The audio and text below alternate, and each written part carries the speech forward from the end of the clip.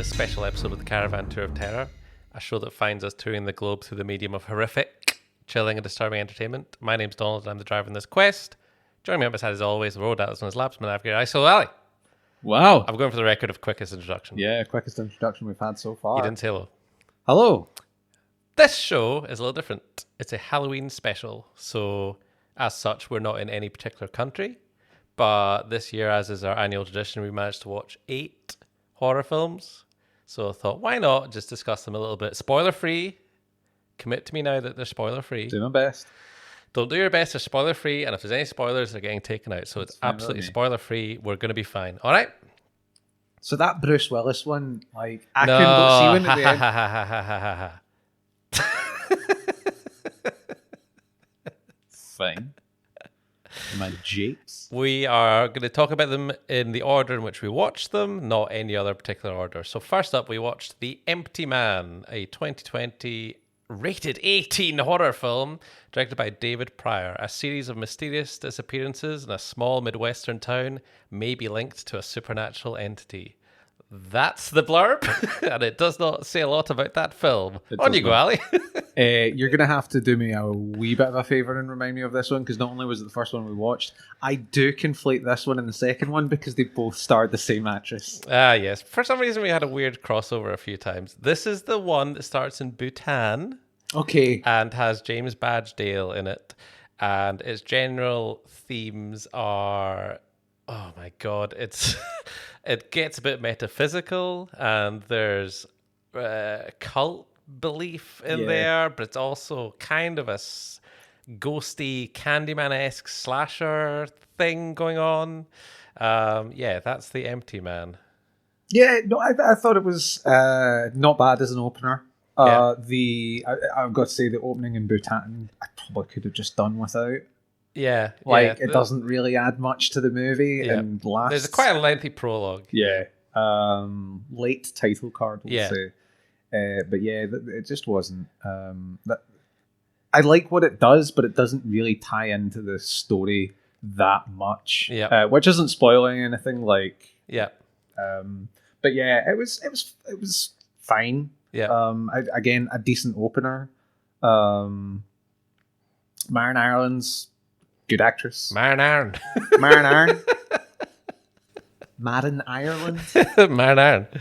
Marinara.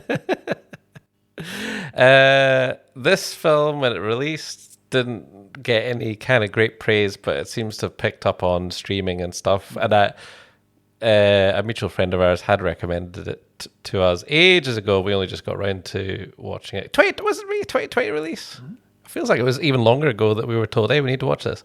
I liked the bits that weren't your... So the movie's kind of partly your kind of Bye-Bye Man style thing. There's a lot of that. Like, yeah, there's and then a lot partly of something that's much more heady and complicated and undefinitive. I don't know if that's a really good word for it, but you know what I mean if you'd watched it. And I like the bits that are more about the headiness and getting into weird spaces, and I didn't particularly enjoy the literal empty man of it. Yeah. It's based on a graphic novel, which I thought was weird, actually. It just didn't strike me as a kind of graphic novel story, but I think from the brief Googling I did of it, the graphic novel seems a bit... The synopsis is like the FBI and the CIA join forces to investigate strange occurrences that are leaving loads of people dead in the town, which isn't what this film's like. So yeah, I wouldn't mind reading it, but you can get it on Kindle for free, unlimited. So not free, but you know what I mean. Mm-hmm. Or you can pay £67 to get it secondhand in a real comic book style. Mm-hmm. And I don't read comic books electronically. No. Who does? It's weird. I know a few people that do. I can't get used to it. I could never really get used to a Kindle, so it's not, you know what I mean. This is David Pryor's first film, I believe. Debut feature. Let's have a look. I'm not at all prepared. I'm sorry. I'm going to edit this out as well. Oh, David Pryor, the Baron Pryor of Brampton. That's not the David Pryor I want. Do you know that? What if he's like... Ad block? What if he's like Jamie Lee Curtis's husband? What? Baron... What's his name? Baron Guest? Baron Hayden Guest? I don't know who that is. He's a baron and a guy in the... Jamie Lee Curtis is married to a baron. Mm-hmm. I didn't know that. Mm-hmm. She seems quite down to earth. Christopher Guest. He's a baron? Fifth Baron Hayden Guest. I didn't know he was a baron. Yeah, it's his first feature. He directed documentaries for The Girl with the Dragon Tattoo DVD, it looks like. He's doing an episode of Guillermo del Toro Presents 10 After Midnight, which hasn't come out yet. He's working on Summer of the Shark. Sounds... He's the director of it. I don't know. It all looks a wee bit dodge. A wee bit dodge. Yeah. All the way through. Yeah. But anyway. Yeah, it was a pretty good opener. It was a bit overlong. It's 2 hours, 20 minutes, and you do feel it. You do feel it. I think that might have been where a bit of the complaints. It's a bit slow and it's a bit overlong, and it's got stuff that I would cut out of it. So, but there's the bones of a good movie there. I think that's what I thought of it after the end. I think we looked at it a bit more favourably because we've seen The Bye Bye Man. Yes. And The Bye Bye Man is a fucking travesty of a movie, whereas this isn't. And they do share similar themes. They both have man in the title. You called it The Quiet Man about 20 times. I know, it's very hard to not call it The Quiet Man. I know. It's a rubbish title, which I do not like. I didn't like The Bye Bye Man, I don't like The Empty Man. Don't think it does it. Right, next up was The Dark and the Wicked. Another movie starring Maren Aaron. Yes, next up was The Dark and the Wicked starring Maren Aaron, but starring her properly. Yeah. And Xander Berkeley, unrecognizable to me, even though I saw 24. The Dark... That was so weird. You were like, what? Who is that, I just hadn't seen him in 25 years, and I didn't realize that age withered him, but I'm sure there's makeup as well. The Dark and the Wicked, a 2020, rated 18 again. How many of these were 18s? Oh. Just the first two. Oh no, VHS 94 must have been 18. Spoilers for what we're getting to later. Directed by Brian Bertino. Plagued by waking nightmares, two siblings suspect that something evil has taken over their family at an isolated farmhouse. Do you remember this one? Yeah. No, I don't need to remind you of this one. A wee bit better. No, this one, like, I feel it had a couple of similar themes to the first one, just in terms of how people's heads get messed with and like stuff like that. But I did feel it was a bit stronger as a movie. Oh yeah. Yeah. I did at the very start. There's always the thing of when children are going back to visit dying relatives, especially parents. Often the real horror was the childhood abuse they went through. And the only spoiler I will give it is it's not that. Like, I know what you mean. It did seem like it was going that weird way, and there was a bit of tension, but then nothing to do with that at all. Absolutely nothing. The only thing I will say is it didn't know what it wanted to do with its own rules, and it really, there's quite a few points where you're like, well, why is this if this like. So yeah, it's I feel it's definitely a better movie, like all round, but not perfect. That like has its flaws, but again, strong performances. Oh, we should say, was it scary? We'll go back and do The Empty Man first. Was it scary? No. Nah, not really. The Dark and the Wicked, was it scary? Not really. I thought it was. We're jaded, remember? Yeah, it's a thing that I've been really struggling with over the last few months. I think The Dark and the Wicked is quite scary. There's some pretty good imagery there. I can't spoil anything. In the barn, that's scary. Yeah. It has more tense moments and does better with its horror trappings than The Empty Man. Oh, trappings! I like it. Yeah, I liked it. It was more of your... It's kind of... It doesn't do like anything remarkable. Do you know what I mean? Yeah. It's like it's a wee bit different. It's not completely rote or anything like that, but it's not. It's just a pretty okay spooks movie. It's not. It won't blow your mind or anything, but I think it's both in terms of setting and in terms of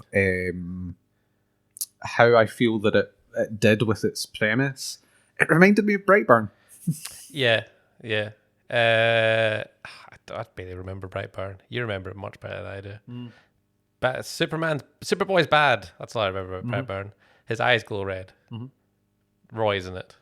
I don't know if I'd remembered that if you hadn't mentioned that the other day. I kept saying David Denham, and you were like, who? Brian Bertino directed Strangers. Okay. Brian Bertino. Is it Brian Bertino? I thought it was. It is.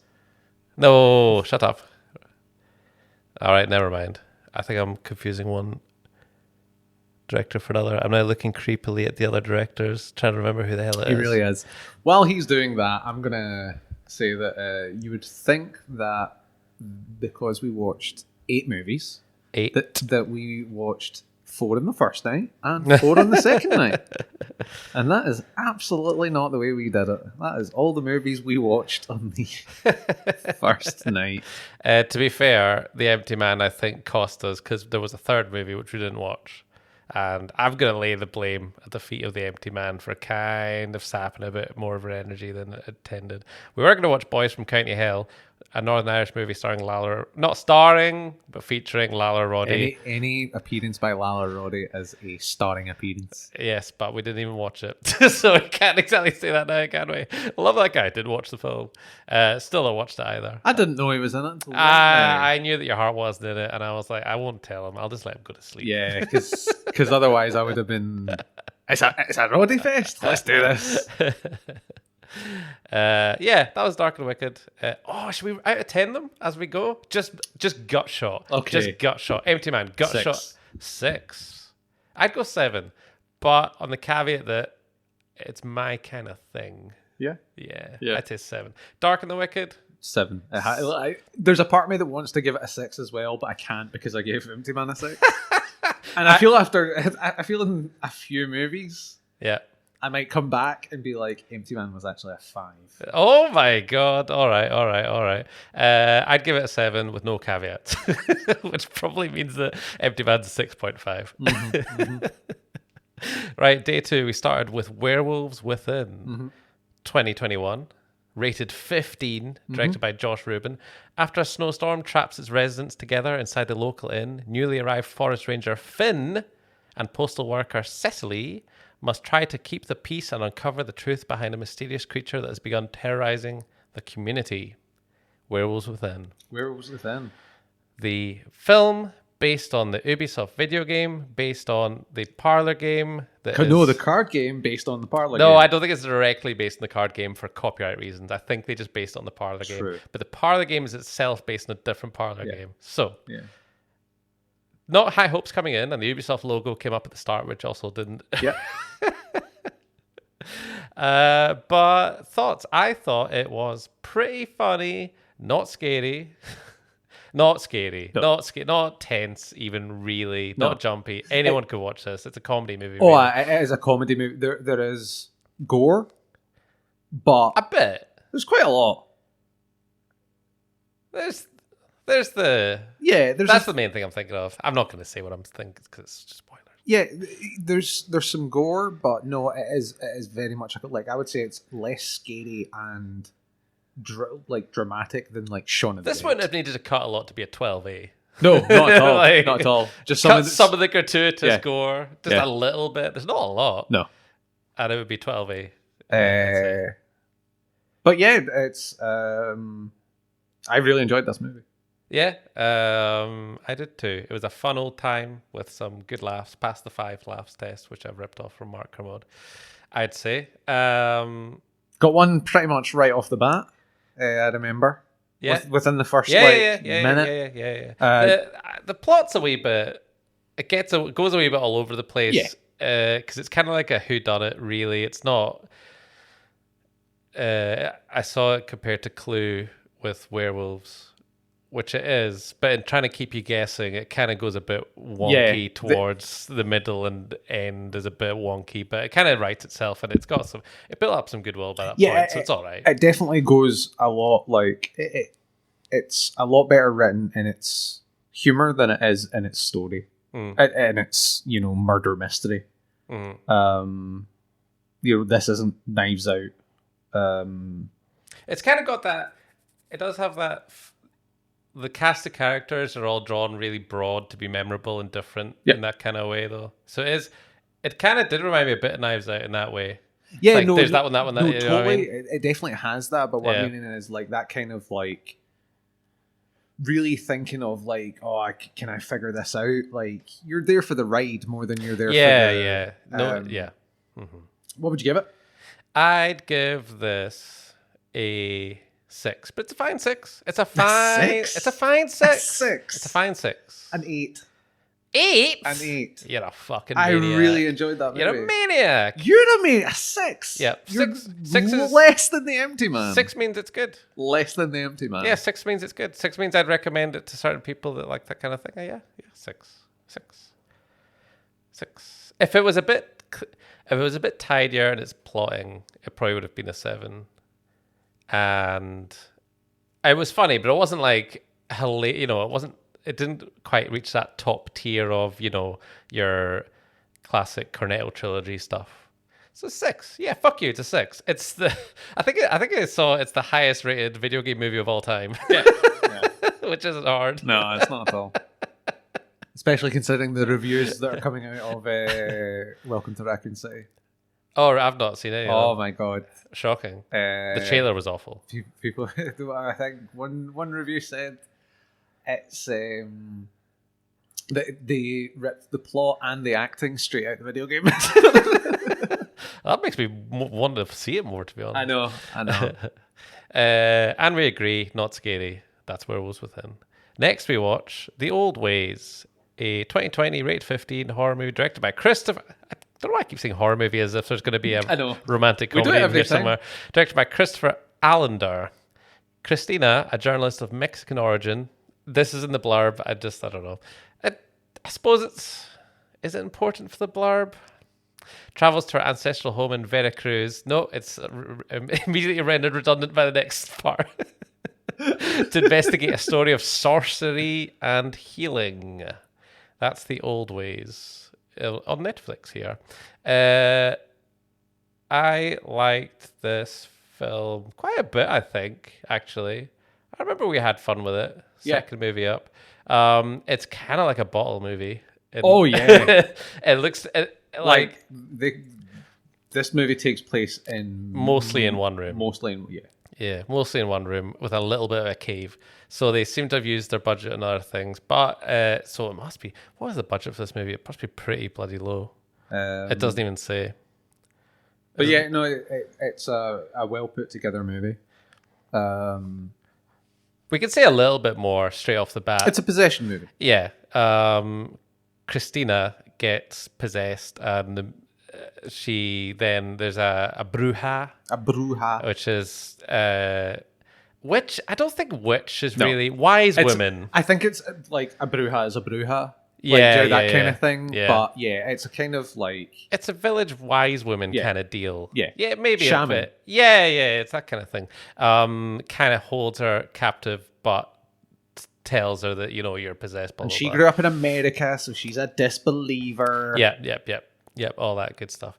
I thought it was good. The protagonist gets a bit... we totally different on this. I found her really irritating in that I was like... I wasn't believing of her motivations. I don't want to spoil too much of it, but I was just like, come on, for fuck's sake. Whereas you were like, yeah, right on. She's totally in the right. Yeah, we really did. And I suppose that is a testament to the movie in a sense of like, it hit the two different sides of what we agree, think on that part. And it's basically to do with her believing of the, like, she is held captive, but there is the whole for your own good kind of thing. And that's where you and I really differed. Yeah. And I was furious the whole movie because of this captive situation, despite the fact I know I'm watching a horror movie. And of course there's going to be some sort of weird shit going on. But no, I totally, like, I was on the thing of like, fucking, this is what I would do in this situation. You're like, no, you're going to get yourself murdered. It also had a terrible, terrible one-liner in it. It's an awful moment. It's a really bad moment. I don't think it's a spoiler to say I'm a motherfucking bruja. Yeah. Yeah. Is that a spoiler? Probably. Like, in a movie that keeps its kind of setting and atmosphere really tight throughout the whole thing, it stood completely out of place as this kind of Americanized line of like, cool off, like that shit. Like, it's not a pun, but it might as well have been at that point. That's the kind of feeling it's given across on, and it really just doesn't hit. Kind of also has two endings as well. Aye. And I don't know if the second ending, I don't know. Maybe it's a story of them getting extra budget and adding bits in. I don't know if maybe this was always the vision, but I don't know. They could have made it slightly better by just trimming a few bits that kind of went a bit silly. Which I'm probably going to say about other films, actually. Yeah, I am. Yeah, no, it's... Kill your darlings, Alistair, is what I'm saying. Oh, yeah. How many times have I said this movie should be shorter? Yeah. Not even just tonight. Right? No, generally, we've had lots of discussions. Why do they include some of these bits? Yeah, we've had plenty of discussions while watching movies, after watching movies, just in general about the length of movies of, like, just... A lot of movies like to be long and don't really value the viewer's time. Yeah. Or you can sense an appeal to mainstream in a movie that otherwise didn't need it, kind of thing. An interesting movie like this one, and then just occasionally little nods to silliness. So, but that's been quite negative on the whole. Really, of what is a pretty good movie with good character. It was interesting and it was characterful, as you said. And if we go to Mexico, it'd be pretty easy just to choose this one because it's I don't know how accurate it is, but I mean, you feel like you've enjoyed something other than the norm. What would you give it? I'd give it a. What would you give it? I'd give it a 7. I think it's a higher 7 than the Dark and the Wicked for me. Again, this is kind of, as you said, off the cuff. We've not really discussed this. We kind of watched the movies and have recorded. So, like, yeah, I'm looking at those first two movies they were quick judgments. But yeah, this one's a 7, probably a higher 7. I'm going to say 6. Yeah, it's nearly a 7. I thought you would. It's nearly a 7. No, I think it does well. Because did you find it scary?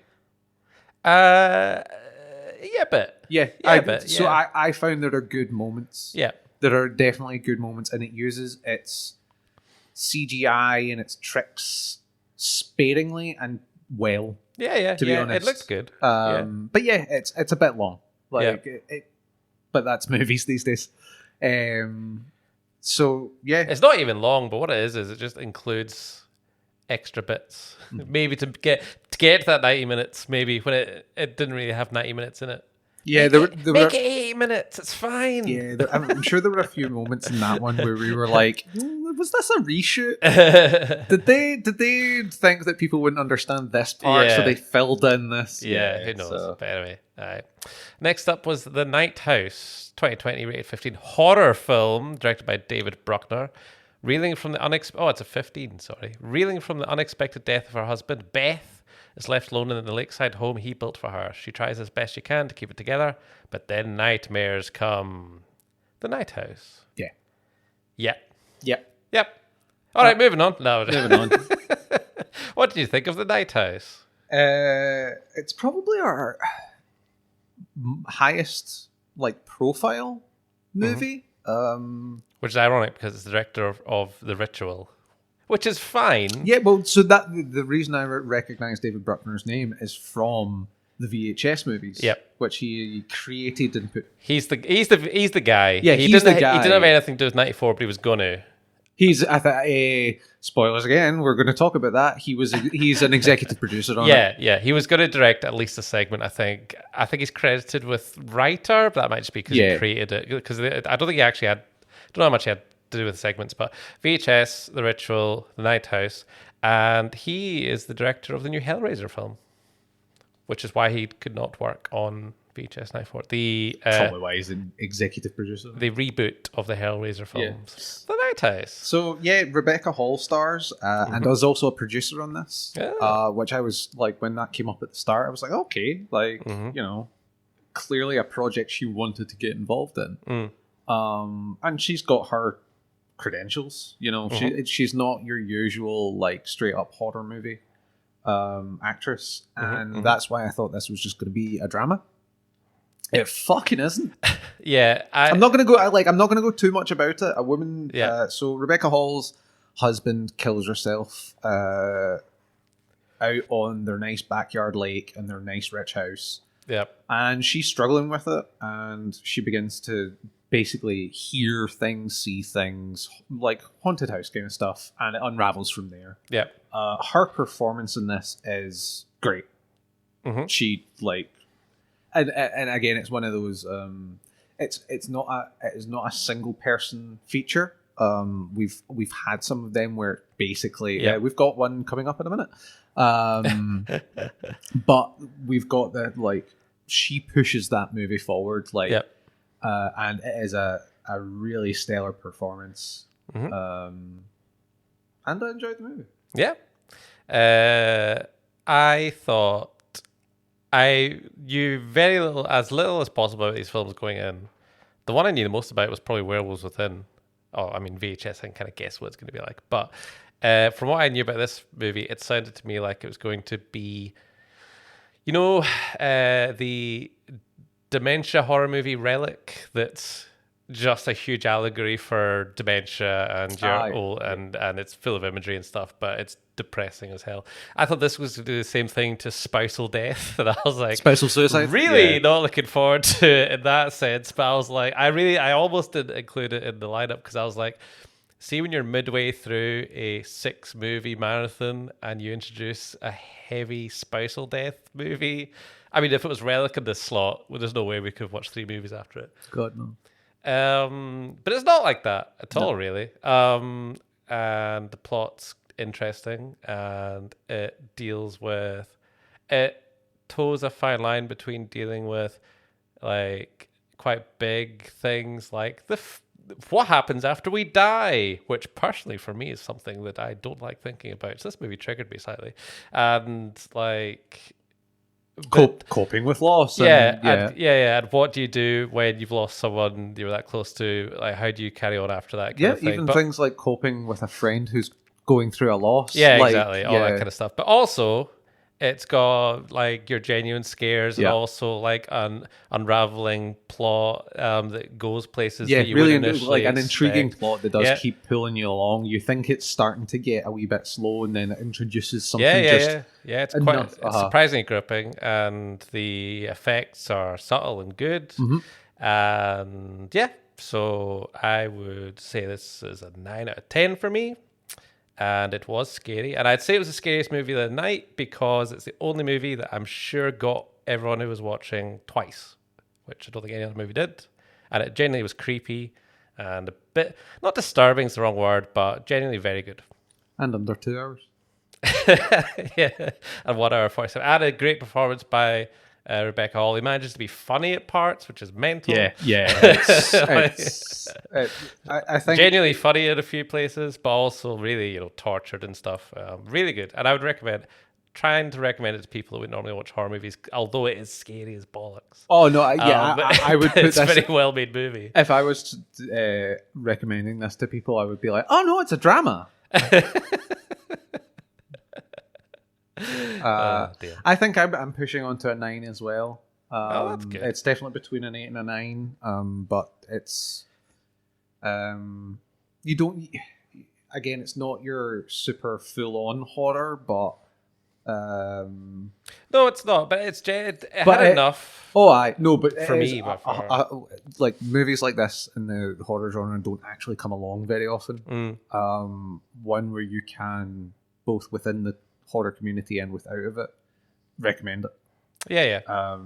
It's I gotta say it's strong though, because it is pretty fucking scary at times. Like I mean, my mum and dad sitting down to watch this, no, they would not go.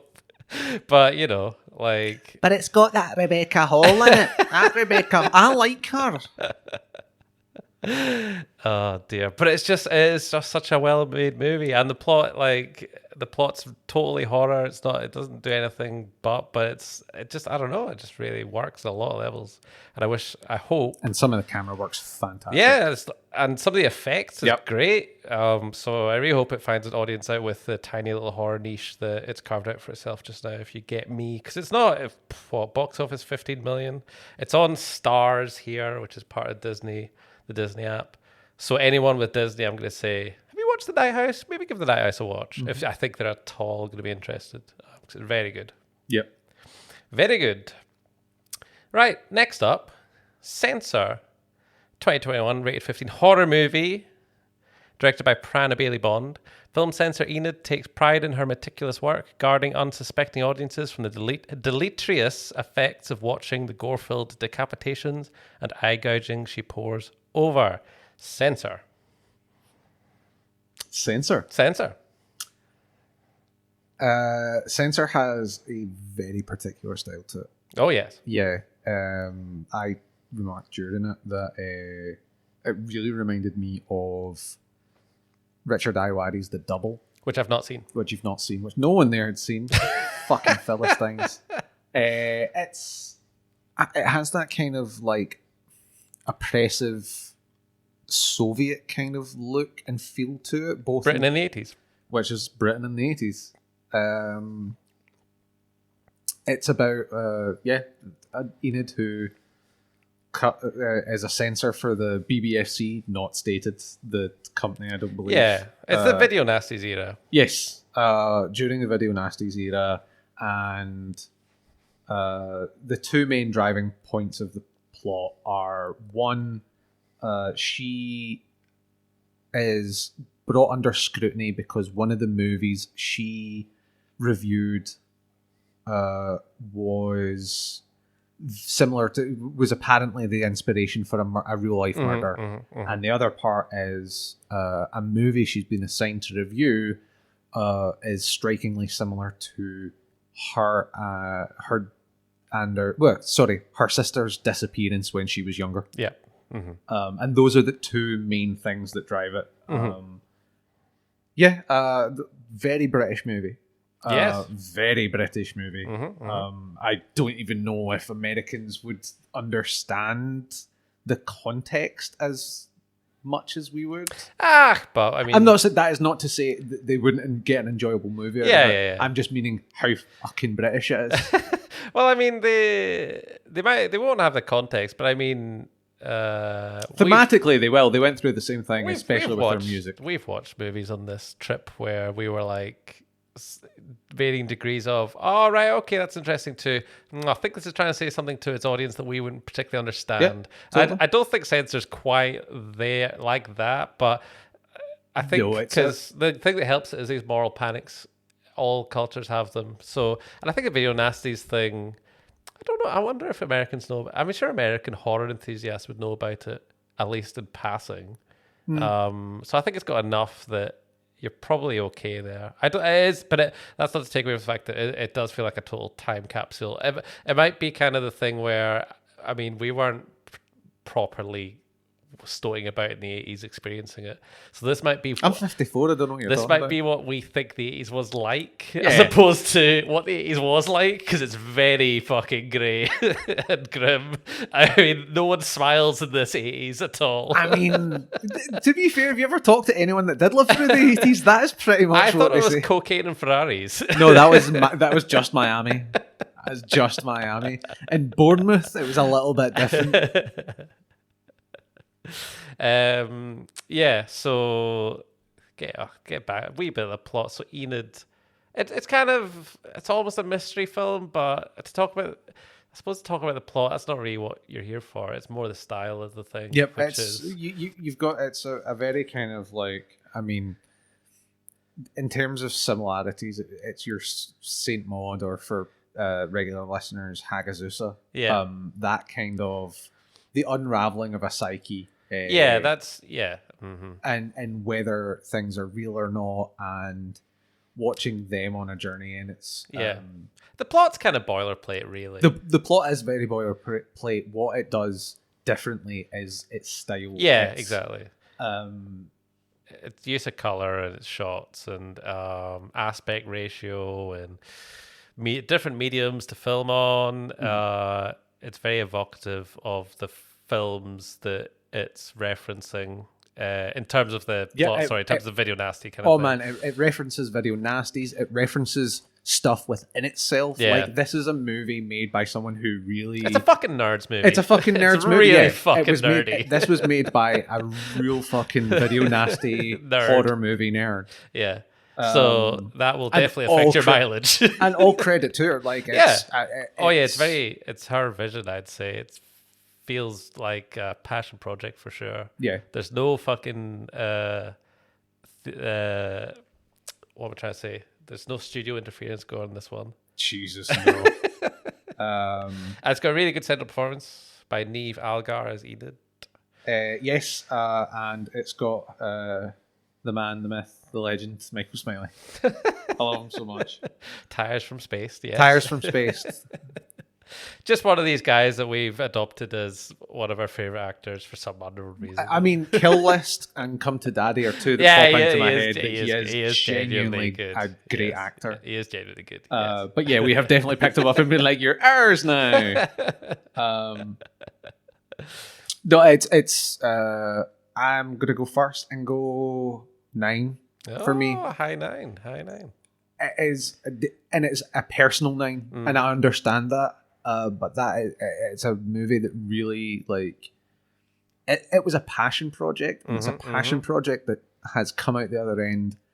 Like, if the director isn't looking at this and going, "Nah, nailed it," like, there's not a lot of fluff. There's not a lot of it clips along, and as you said, the use of color, the use of aspect ratios, the use of settings and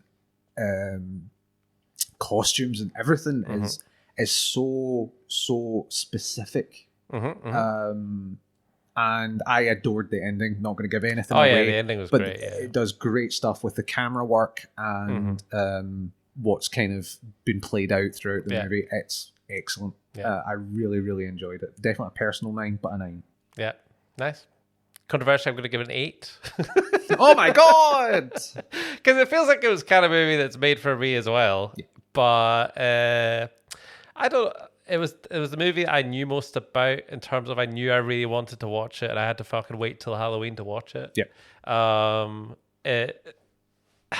Everything you said applies. Like this, I don't even know particularly what I'm marking it down for, other than you were wanting a bit of extra special. I don't know. Else. Well, a 9. I know what a 9 is for me, and it was The Night House, and Censor didn't do something equivalent, but it was really, really good. That's all I can describe it as. That's really all I can judge it as. I have to judge all these films against each other. Gut shot. But if I watched it again, it might go higher. I'm not sure. Because, I mean, you know, first watchings for me are never... A lot of the time, I need to watch something a couple times before I can really firmly get and it's also like grasp on always remember we were watching 6 movies in a day. Like that will take it out of you. Yeah. That will. And I did, to be fair to, I went into this one with really high hopes. So I think to me, and coming off The Night House, yes, and I knew a little bit that it played with the form and it was a bit referential. So I might have set myself up. Whereas I went in not knowing this movie existed. Exactly. Great. Yeah, I know. Yeah, but what can I say? Best part about doing this podcast. You source all the movies. I just watch them and talk shit. My gut says 8, and scary. No, it's not. It's not that kind. It's not that kind of movie. I was worried if it was going to qualify as a horror movie, which it did. Oh, absolutely.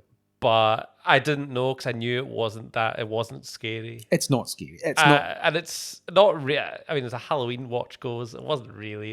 It was kind of indulgent for me to chuck it on there, but I thought it would be quite fun to watch and see what everyone thought of it. 50% of the audience was like, "This is great." I think they liked it as well. I don't give a fuck. No, that was it's fuck. Don't know what I was going to say there. You can just edit that bit out. Oh, great, thanks.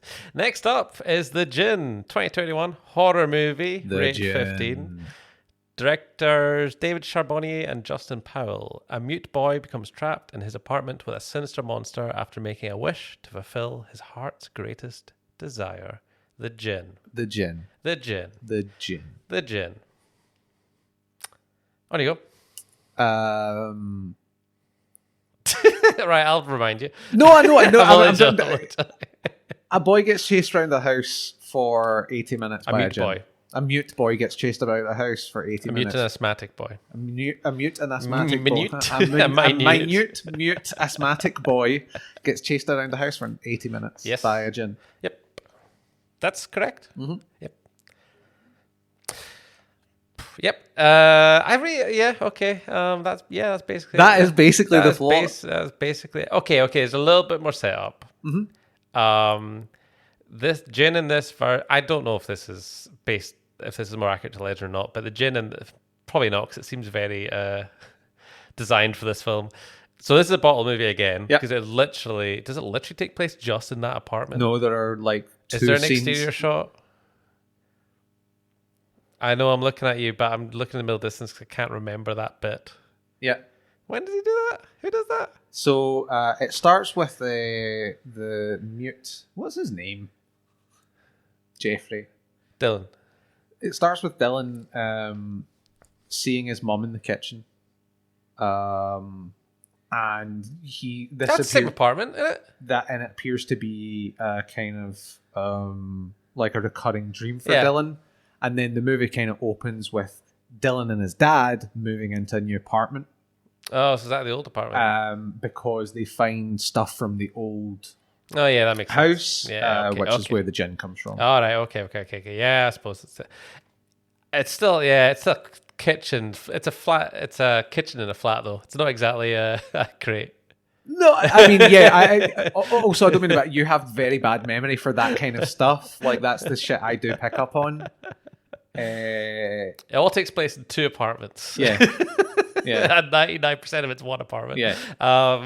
And it is so the rules for this Djinn or genie is you make a wish, you light a candle, make a wish. You then have to survive an hour with the genie who takes on human form and conforms to human physics and physical restrictions of being a human.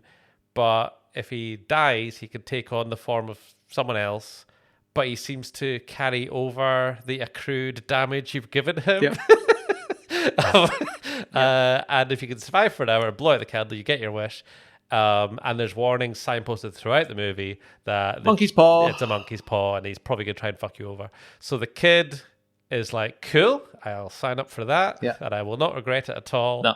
And I hope it all turns out well. Oh, by the way, you can the Djinn can also sign because he can't speak and make a wish. Yeah, that's interesting, but I mean, it makes sense in a way because the Djinn's not English either. Mm-hmm. He doesn't speak English, so if we said the word special words, I don't know. Okay, he signs the special words. Mm-hmm. Fair enough, I guess. Which is a bit of a... All right. It was a bit like, I guess that would work. Yeah. I guess. Yeah. It doesn't work like Evil Dead. It's not the... tape recording. Yeah. If you translated that in English, I don't think the ghost would have given a shit. No. Okay, thoughts on the Djinn in terms of was it good or not? It's all right. Yeah, okay. It's got some neat tricks. I sense it lost you. It's 82 minutes long, and I sense it lost you about 65 minutes in. Yeah. When the protagonist decides maybe to do a few too many maybe silly decisions, even though he's a child. Yeah. Potentially to prolong the plot rather than for his own interests.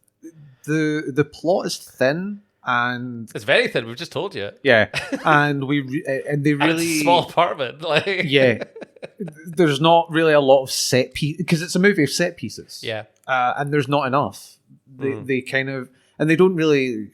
It's just like we're jumping from this one now to this one. Like there's no real sense of like cohesion throughout the whole thing. It's like, now we're doing the bathroom scene, now we're doing this scene, and then movie's over. And I don't think like the kids in the main starring role, he does fine, but I don't think he's strong enough to carry a full performance mute himself. That's a lot of weight to put on a child actor. Yeah. And I just don't think he fully pulls it off to what I would have hoped. It might be too much for any child actor. Yeah. Yeah, which is fair. It does fit in a bit of back. We didn't hate it though. It does fit in a bit of backstory. Yeah. And some cool effects. Got some cool effects. It's a wee bit scary. It's all right. Aye. It does fine. It does okay. But it's really nothing to write home about. For me, it's probably a 6, probably a better 6 than... I'm probably moving The Empty Man down to a 5 at this point. He's done it. As I predicted. This is the movie that just kind of had... the third highest rated movie so far. I know. They just had to kind of slot into this. This is the 6, I feel. Yeah. I'm swathering. I say swathering too much. I'm swathering between a 5 and a 6, because 6, would I recommend it to people? That probably says enough. It's fat. It's okay. We didn't hate. We had an okay time with it. We didn't hate it. Yeah. It didn't outstay its welcome. It's short. It's fine. It's Yeah. Did it keep us gripped? No. Were people shouting at the boys' decisions? Yes. Did we occasionally chuckle? Yes. So that's probably a 5. Fair enough. Yeah. Right. Now this is the ball ache. Yeah. This is the great one. Next up was VHS 94. A horror movie from 2021. Rated, I don't know, probably 18. Probably 18. An hour 43 minutes of 5. 4 movies in a wraparound? Yeah, I think so. So what I'll do is I'll give the general blurb, then we'll go through it piece by piece, okay? So it's the 4th installment in the horror anthology franchise, with segments from franchise alumni Simon Barrett, Seance, and Timo Giganto, May the Devil Take You 2, May the Devil Take You 2, in addition to acclaimed directors Jennifer Reeder, Knives and Skin, Ryan Prowse, Low Life, and Chloe Okunu, Slut. So, VHS 94. So let's start with, we'll leave the wraparound till last. Okay. I think. Because it ends last. Yeah, right? That's true. Storm Drain. Reporter Holly Marciano and her cameraman Jeff reporting legend of the Rat Man, who's supposedly been spotted in the city's streets. Yeah, it's like they're doing basically it's not a fluff. It's a fluff piece. It's not a good. Like the feature pieces that the news do. It's not a current event so much as it's a special report. Is that what they call them? I think special report. It's the other side of the feel good story. Yeah, basically, and they're it's kind of low profile, low status on not a great network. Yeah, that the producer's quick to remind us. Yep, and then so this reporter Holly kind of, as you say, starts off in like a depressing fluff piece, but then she kind of gets ideas of, we could do something. Yeah, we could crusade for something. So it's rather than just having the has anyone seen the Rat Man? It's like a piece on the homeless and the desolate, trying to, what can we do and how do they live? And it ends up I don't want to spoil anything. It's got some it gets gross. Certainly gets gross, and it's got some pretty good effects. Is this the one with the hilarious moment where, and then he's... Yes, yeah. There's a real great. This is my favorite effect of all of them, and I don't even want to spoil it. But you'll know when you see it, because it's fucking disgusting, but also hilarious. Oh, it is genuinely hilarious. Really good effect. It's going to be really hard to describe 5 of these when we can't spoil them. Yeah, I think this one does it very, very well with its shaky cam. Yeah. Because it does show enough, but it's bloody enough and scratchy enough and behind things enough. Yeah, we should say that. So it's VHS 94, so all the pieces are set in 94, some more than others, some could be set anytime. And most of them, like the other ones, are on this one could be set anytime. Yeah, no, but it's got the style, though. Yeah, just in the same. I mean, like it's the next one I was thinking of could be set anytime, but we'll get to that. That could literally be set. Yeah. Anyways. But yeah, so some of them play with that kind of thing more than others. And VHS, it's obviously made to look like a shot on video, blah, blah, blah, blah, blah. This one mostly justified the format until the end when it was kind of like, all right, who's shooting this now? Yeah. But it played with it enough for a while, and then by the time that happened, it was kind of all over the place, but in a fun way, so that was all right. Yeah, definitely. So Storm... Are we going to rate all of these? No, we're not. The Empty Wake. At a funeral home, a young woman named Haley is assigned to host a wake for a man named Andrew Edwards. And she's left alone overnight. She's left alone overnight. Overnight, it appears. Overnight wake. Yeah, it's justified by we'll do anything for our customers. Yeah, it was a special request. And to be honest, see throwing that line in, it does kind of justify it. Like, can I have an overnight wake? Yeah, sure.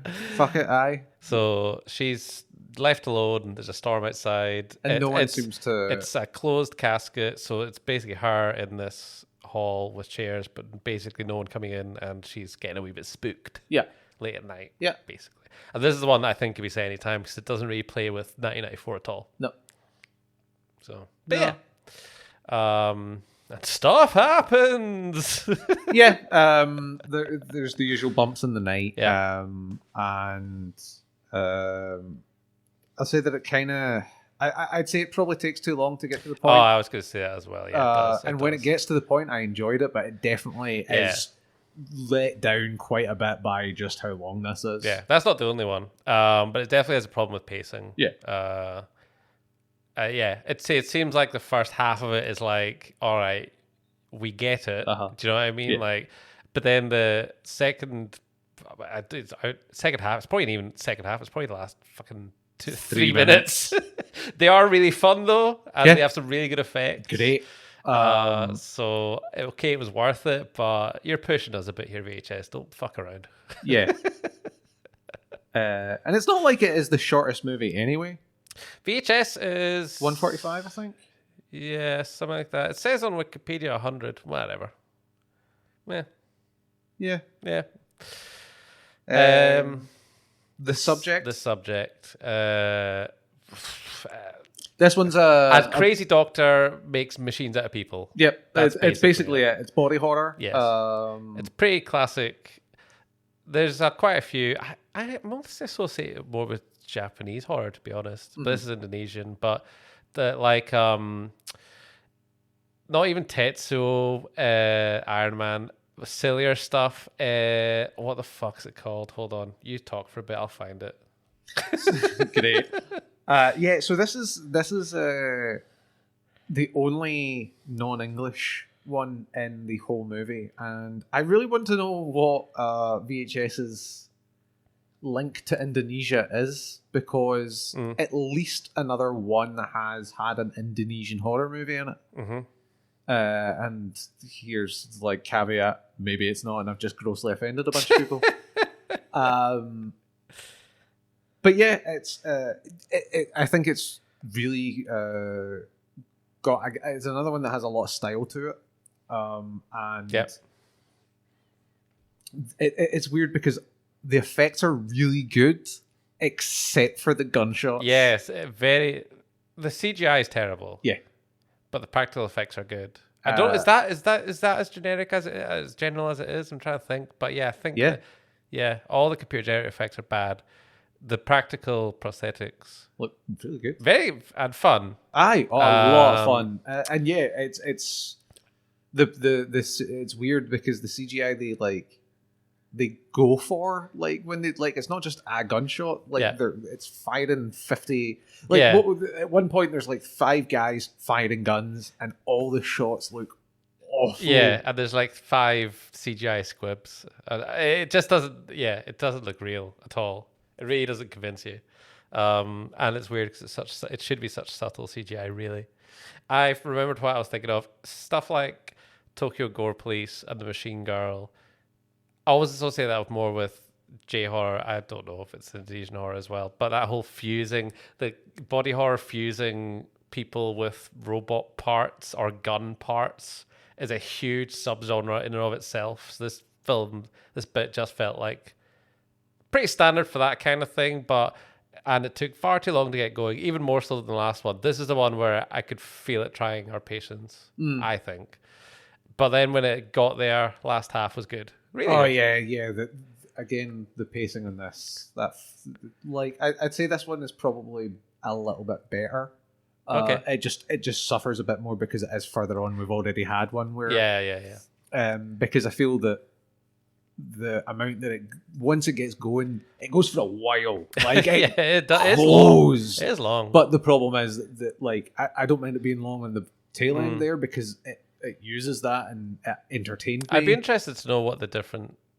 We might be saying this and they're all the same length, and it's just our perception of it. Who knows? True. I've not looked it up, but yeah. Even if they are all the same length, that doesn't mean they all deserve the same. No, I amount know. of I time. get it. I'm not disagreeing with you. So yeah, like I just feel like that the first like third could have been shortened. Yeah. considerably. Then once it gets going, it's good, and like you've got the plot really kicks in, and then the mentalness kicks in, and it's great from there. But it's body horror rather than I think there's CGI in it that's good. The bullet stuff's shit is all I'm going to say. It's body horror rather than being spooky horror, which basically everything else we've talked about has been spooky horror. This is body horror. Nice little change of pace. It was good. Terror's weird. An extremist group known as the First Patriots Movement are plotting to blow up a government building and take back America. It is weird. It's weird. It's a weird subject for this kind of film. And for a while I was like, is the horror of it alt-right neo-Nazis? That is really what it seemed like. But it turns out that they have a plan, and it involves something much straight out of classic horror. Yeah, in a really interesting way. Yeah, it was pretty interesting, and it was I think it was just about paced well enough because we were a bit like, what the fuck is going on? Yeah. Oh, okay. Again, I would say it probably drags a bit too much getting into it. I think this one got away with it a bit better.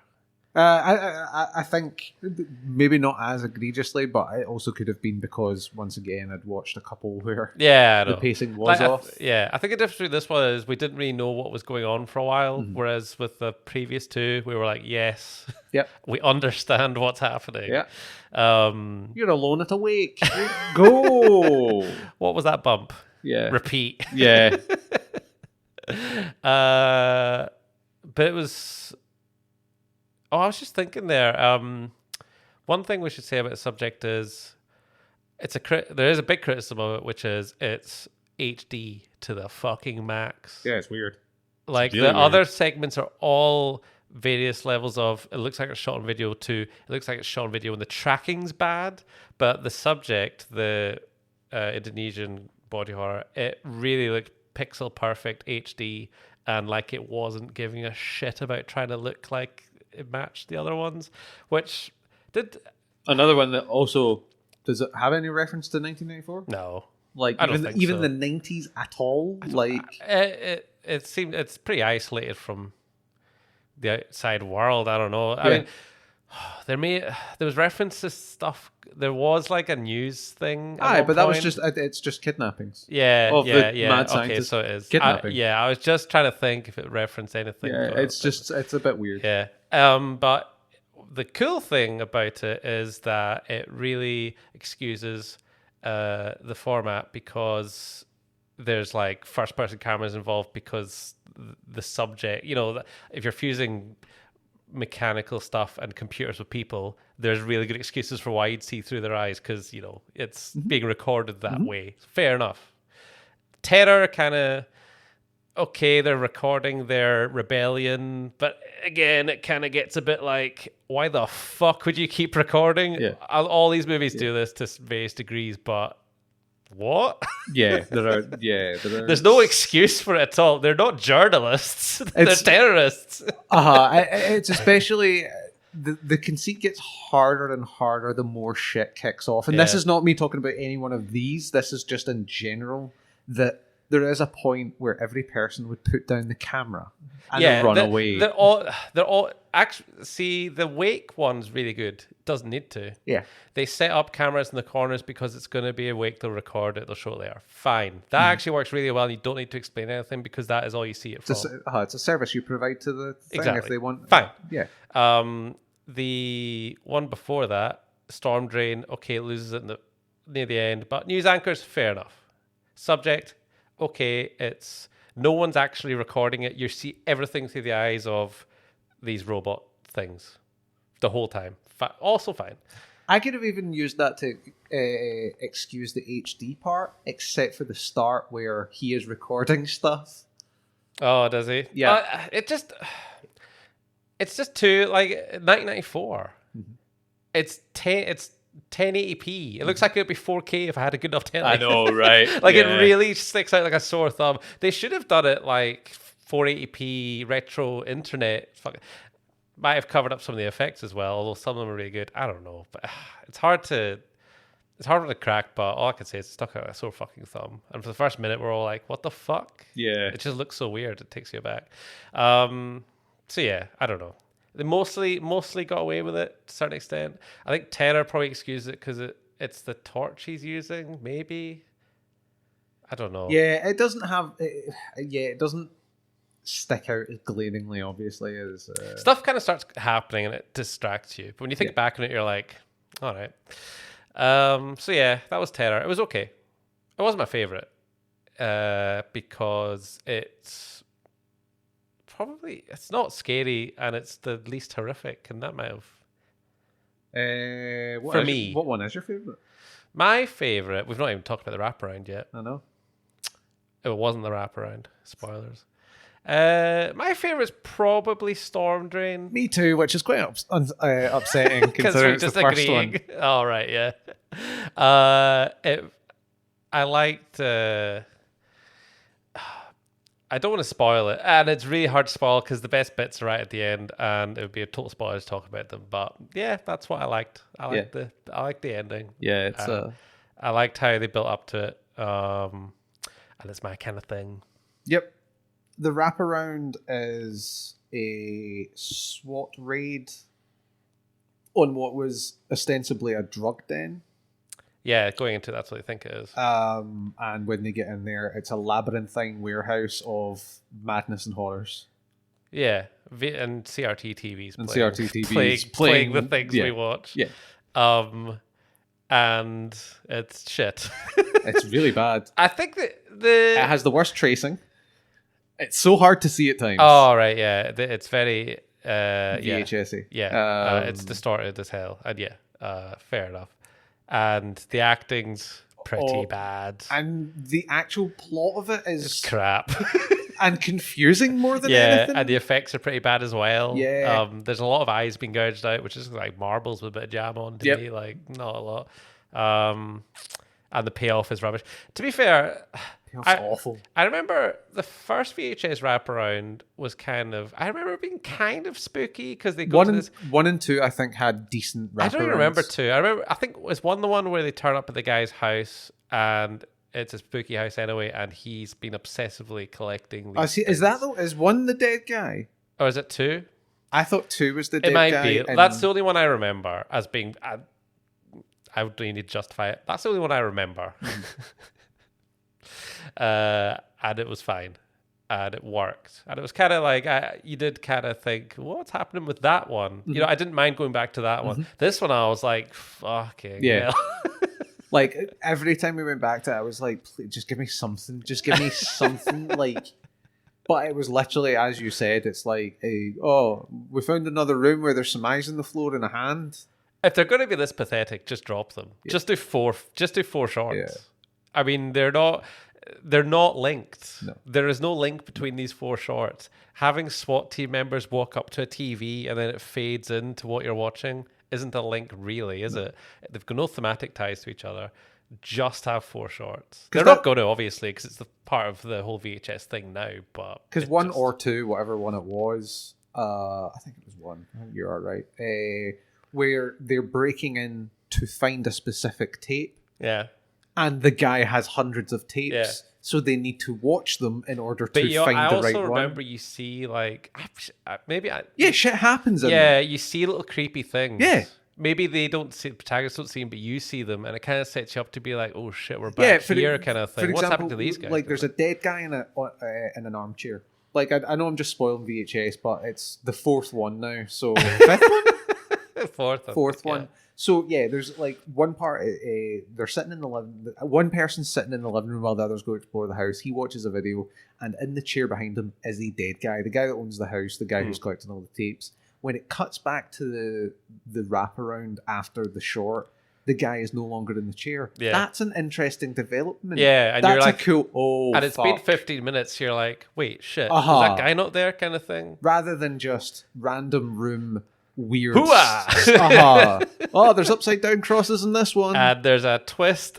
It's fucking. I don't even know what to say about the quote unquote twist. It's ridiculous. Yeah, it is shit. Yeah, it's. If you cut out all the bits in between and put this as a short, they'd look at this and go, "This isn't making it into a VHS anthology. It's shit." Yeah. But for some reason, if you make it a wraparound, it's fine for them. I don't really understand it, but anyway, so that's VHS 94 rating. 6.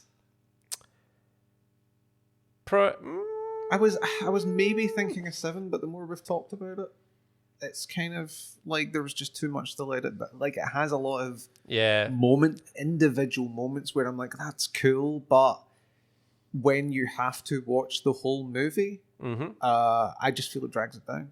Yeah. 6 or 7, 6 probably. Yeah, I think you're right. High highs, low lows. Probably a 6. Yeah.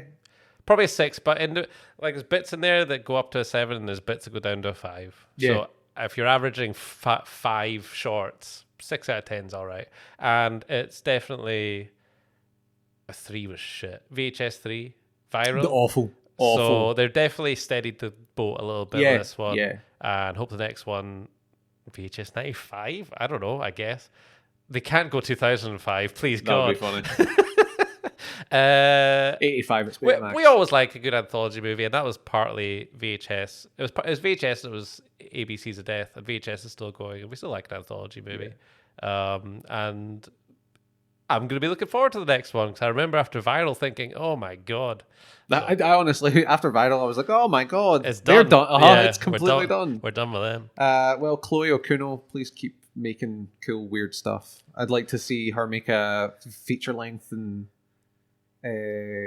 see like something interesting. Storm Drain. Let's see if she's done anything else. Sorry. I know. I'm looking stuff up live. Known for Slut. I don't know Slut. What is Slut? It's a short. 2014. Okay, that's fine. Has she directed anything? Was it ABC's of Death Watcher and Rodney and Cheryl. Watchers in post-production. A young woman moves into a new apartment with her fiance, only to be tormented by the feeling that she's being stalked by an unseen watcher in an adjacent apartment. Cool. It's got a British guy in it. Bern Gorman. Bern Gorman? I know who Bern Gorman is. He was in Torchwood and he was in The Dark Knight. Yeah, you're a fucking nerd. Well, he's in this. He was in something else. Filmed in Romania. And then Rodney and Cheryl in pre-production, based on the unbelievable true story of a serial killer, Rodney Alcala. All right. Anna Kendrick's in that, allegedly. So that's in pre-production. All right, so it looks like she's doing all right for herself. Probably see her again. Anyway, now you're Googling stuff. Yeah, Bern Gorman's been in a bunch of stuff. I'm not going to edit this, by the way. No, you're not. This is going out nude. Nude?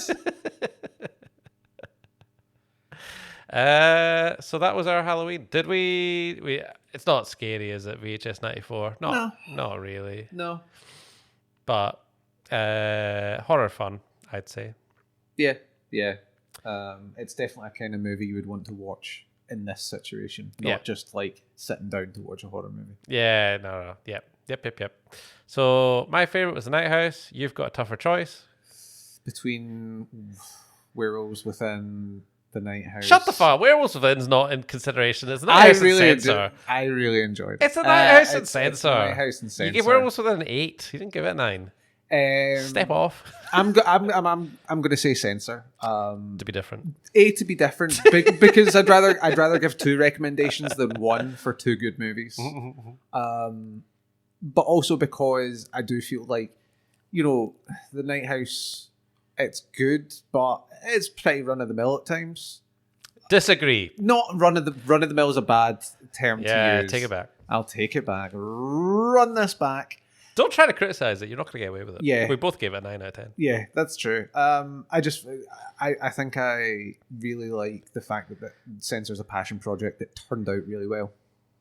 Fair. Mm-hmm. And also played with the form more, which if you're into that kind of thing. Yes. So that's what I meant by run of the mill. It's a bit more straight-laced in terms of a horror movie. Okay. Almost going to argue with you, but I won't. I know what you mean. You know what I mean. Oh, you're getting my jimmies up. Ew. Right. Since we're putting this one out naked, I'm going to call it now so that he gets his jimmies away. Right. Next time you hear us, we'll have watched Bodom or Lake Bodom, and we'll be in Finland. Bye. Yep. Bye.